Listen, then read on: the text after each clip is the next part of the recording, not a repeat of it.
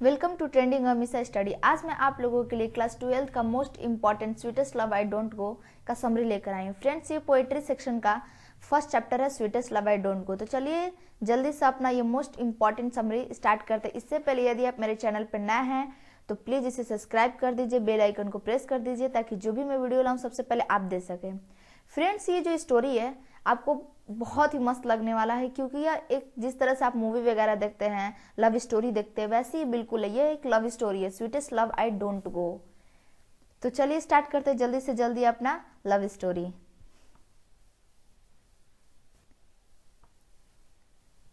Johan Donne is a metaphysical poet. सबसे पहले ही आ गया कि John Donne is a metaphysical poet. सबसे पहले आप जानिए कि जोहान डोन कौन थे। तो जोहान डोन जो थे वह स्वीटेस्ट लव आई डोंट गो के राइटर थे। वह उसी कविता के लिखे हैं जो John Donne sweetest love I don't go कौन लिखा है, तो जोहान डोन ही लिखे हैं। यह एक मेटाफिजिकल पोएट है, यह एक आध्यात्मिक कवि है। यह हमेशा क्वेश्चन में पूछता है कि जोहान डोन कैसे कवि है। तो जोहान डोन जो है मेटाफिजिकल पोएट है, यानी कि आध्यात्मिक कवि है। फ्रेंड्स, इससे पहले कि हम समरी स्टार्ट करें अपना ये वीडियो, इससे पहले मैं जोहान डोन के बारे में बता दूं जो इस स्टोरी में जो रियल में हुआ है। जो जोहान डोन किसके बारे में ये जो अपना लिखते हैं स्वीटेस्ट लव आई डोंट गो, वो अपनी पत्नी एन के लिए लिखते हैं। तो अब एन कौन है, देखिए क्या होता है कि जोहान डोन जो है पहले के ज़माने में नीच जाति उच्च जाति पहले लोग बहुत मानते थे। तो जोहान डोन कुछ ऐसी जाति के थे। उन्हें बहुत तकलीफ होती थी पढ़ाई करने में, क्योंकि उन्हें कोई पढ़ने ही नहीं देता था। बोलता था कि तुम नीच जाति के हो, वैसे हो वैसे, उनमें कोई टच नहीं होता था। तो एक बार क्या हुआ कि एन की जो फैमिली है उन्हें जोहान डोन पर अपने घर पे रख लिए। वो कैसे भी करके तो पढ़ाई कर लिए, ला के पढ़ाई करने गए थे और पढ़ाई कर लिए। तो एन के फैमिली वाले ने उन्हें रख लिया, उन्हें पाला पोसा बड़ा किया। वहीं पर एन भी पैदा हो गई, साथ में वो लोग पढ़े बड़े हुए। और जोहान डोन जो थे वो एन से लव करने लगे, पर एन भी करने लगी। लेकिन एन जो है, एन की फैमिली है, वह जोहान डोन के एक्सेप्ट नहीं कर पाई, क्योंकि वो अपनी बेटी के लिए उन्हें उतना काबिल नहीं समझती थी। वो तो बस पाल दिए पोस दिए बस हो गया। लेकिन जोहान डोन तो एन से लव करते थे और एन भी करती थी। अपनी फैमिली के विरोध जाकर दोनों ने शादी भी कर ली। बाद में उनका लाइफ भी बहुत खुशी हैप्पी हो गया। अब देखिए स्टोरी में क्या होता है कि जब जोहान डोन एन से अलग होते हैं तो क्या लिखते हैं, एन को कैसे समझाते हैं अलग होते हैं। तो कुछ टाइम के लिए वो कहीं जाना चाहते, यूरोप से अलग होना चाहते हैं। जोहान डोन और एन जो थे यूरोप के थे, यूरोप में ही रहते थे। तो वो लोग यूरोप से जब अलग होते हैं जोहान डोन, तो एन को किस तरह समझाते हैं, क्या कह के समझाते हैं, किस तरह अलग होते हैं, वह स्टोरी में सब बताए हैं। वह इस कविता में सारा कुछ ही बताए हैं। तो चलिए स्टार्ट करते हैं। Sweetest love I don't go is a beautiful love poem. Sweetest love I don't गो जो कविता है वो बहुत ही सुंदर प्यारी कविता है। Which was written at the time of his departure for Europe in 1611 from his beloved wife Anne. Which was written, वह तब लिखा गया था जब the time of departure for Europe in 1611, जब 1611 ईस्वी में वह यूरोप से प्रस्थान करने वाले थे, यूरोप से अलग होने वाले थे। डिप्रेचर मतलब क्या होता है, अलग होना, प्रस्थान करना। जब वो यूरोप से अलग होने वाले थे फ्रॉम हिज बिलव्ड वाइफ, जहां से अपनी प्यारी पत्नी से अलग होने चाहते थे, अपनी प्यारी पत्नी एन से अलग होने चाहते, तब यह पोयम, तब यह कविता उन्होंने लिखा था। Here Donne express the power of true love. जहां पर जोहान डोन यह एक्सप्रेस करते हैं या प्रकट करते हैं क्या, पावर ऑफ ट्रू लव, सच्चे प्यार की शक्ति को यहाँ पर जोहान डोन प्रकट करते हैं। He is parting his beloved not because he is tired of her or hopes a better love. He is parting his beloved, वह अपने प्यार से अलग होना चाहते हैं, वह अपने प्यार से अलग हो रहे हैं। क्यों अलग हो रहे हैं, इसलिए नहीं अलग हो रहे हैं क्योंकि he is tired, वह उनसे थक गए हैं, और hopes a better love, वो इसलिए भी अलग नहीं होना चाहते क्योंकि उनसे ज़्यादा प्यार की ज़रूरत है किसी को, इसलिए नहीं अलग होना चाहते। वो अपनी पत्नी को समझाते हैं कि मैं तुमसे इसलिए अलग नहीं होना चाहता हूँ क्योंकि मैं तुमसे थक गया हूँ, मैं तुम्हें पसंद नहीं करता हूँ, या फिर मुझे तुम्हारी जगह किसी और की ज़रूरत है, तुम्हारी प्यार की ज़रूरत नहीं है, किसी और की प्यार की ज़रूरत है। वो इसलिए अलग नहीं हो रहे हैं। वो अपनी पत्नी को समझाते हैं कि मैं इसलिए नहीं अलग हो रहा हूँ कि मैं तुमसे थक गया हूँ या मुझे किसी और के प्यार की जरूरत है। मैं तो क्यों अब अलग हो रहा हूँ, देखिए बता रहे हैं।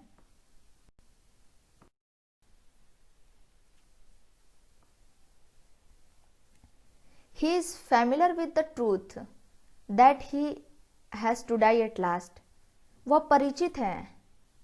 वह पहले तो कहते हैं कि मैं इसलिए तुमसे अलग नहीं हो रहा हूँ क्योंकि मैं तुमसे थक गया हूँ या फिर मुझे किसी और के प्यार की जरूरत है, बल्कि मैं ये जानता हूँ, मैं इस बात से परिचित हूँ, मुझे ये सब पता है कि जो अंत में मरना ही मरना है, लास्ट में क्या करना है, डाई ही करना है, हमें मरना ही है।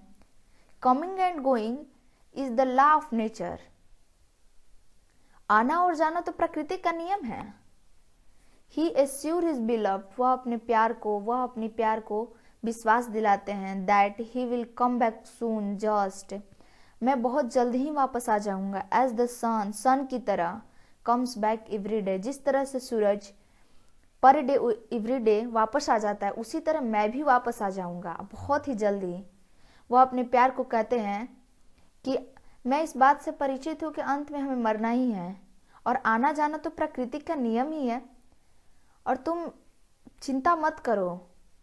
वो अपने प्यार को विश्वास दिलाते हैं। He assure his beloved that he will come back, मैं जल्दी वापस आ जाऊंगा।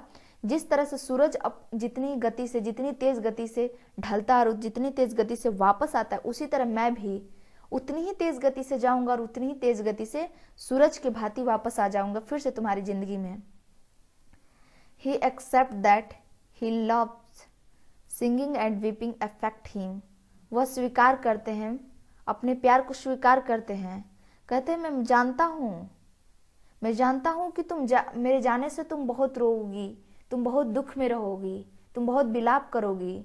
यह इस बात को स्वीकार करते हैं कि मेरे जाने के बाद तुम बहुत दुखी रहोगी। But singing and weeping affect him, पर तुम्हारा रोना विलाप करना मुझे प्रभावित कर रहा है, मुझे जाने से रोक रहा है। मैं अब जो काम के लिए जा रहा हूँ, यूरोप से अलग जा रहा हूँ, अब तुमसे अलग जा रहा हूँ, अपने प्यार से अलग जा रहा हूँ, वह काम मुझे करने नहीं देगा, मुझे जाने नहीं देगा तुम्हारा रोना और विलाप करना। मैं जानता हूँ मेरे जाने के बाद तुम बहुत रोओगी, बहुत दुखी होगी, बट तुम्हारा ये रोना विलाप करना मुझे बहुत प्रभावित करता है। इसीलिए ही एडवाइज हर, सो वह एडवाइस देते, वह उन्हें राय देते हैं, not to keep an evil thought, अपने मन में गलत विचार मत लाओ, अपने मन में बुरा ख्याल मत लाओ। इन हर डाइविंग हर्ट, जिससे तुम्हारा दिल का छलनी हो जाए, दिल तुम्हारा टूटे, ऐसा कुछ गलत विचार मत लाओ, मैं वापस आ जाऊंगा। He says that those who live for one another with true, वह कहते हैं कि जो प्यार सच्चा होता है वो एक साथ रहने या ना रहने उनसे कोई प्रभाव नहीं पड़ता, उनसे कोई दिक्कत नहीं होती है, क्योंकि उनका प्यार दिल से होता है। साथ रहने से प्यार ही नहीं है तो साथ रहने से क्या फायदा। मान लीजिए जहाँ प्यार है, अलग भी रह रहे हैं तो प्यार तो है ही भाई, लेकिन जहाँ पर साथ रह रहे हैं और प्यार नहीं है तो साथ रहने से क्या फायदा। वही बोलते हैं कि जो प्यार सच्चा है, जो ट्रू लव है, उनके अलग होने से कोई उन्हें फर्क नहीं पड़ता, उन्हें कोई दिक्कत नहीं होता। But and selfish love can never be parted, पर जो प्यार सेल्फिश होता है, जो प्यार स्वार्थी होता है, वह अलग हो जाता है, वह अलग नहीं होना चाहता। जो प्यार सेल्फिश होता है वह अलग नहीं होना चाहता। There comes no question for separation for true love, और जहाँ पर सच्चे प्रेमी होते हैं वहाँ पर तो अलग होने की कोई बात ही नहीं आती, यहाँ पर तो मन में कोई क्वेश्चन ही नहीं आते जहाँ पर सच्चे प्रेमी होते हैं। इस तरह से कह के उन्होंने अपनी प्यारी पत्नी बिलव्ड वाइफ एन को समझाते हैं कि तुम टेंशन मत लो, हम लोग का प्यार जो है सच्चा प्यार है, हम लोग का अलग होने से कोई दिक्कत नहीं होगा, वैसे भी मैं जल्दी आ ही जाऊंगा सूरज की तरह। और इस तरह उन्हें मनाते हैं और यूरोप से अलग चले जाते हैं कुछ टाइम के लिए, कुछ समय के लिए। और तभी उन्होंने यह कविता लिखा था, तब उन्होंने जब अपनी वाइफ को मनाते हैं।